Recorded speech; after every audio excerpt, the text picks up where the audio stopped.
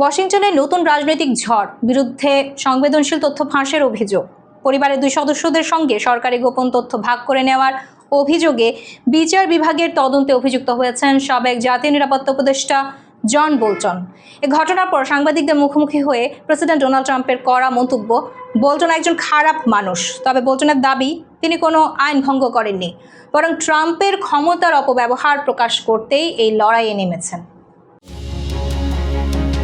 মার্কিন বিচার বিভাগ জন বোল্টনের বিরুদ্ধে সংবেদনশীল সরকারি তথ্য পরিবারের 2 সদস্যের সঙ্গে ভাগ করে নেওয়ার অভিযোগ এনেছে। অভিযোগ অনুযায়ী এসব তথ্য তিনি নিজের লেখা একটি বইয়ে ব্যবহারের উদ্দেশ্যে শেয়ার করেছিলেন।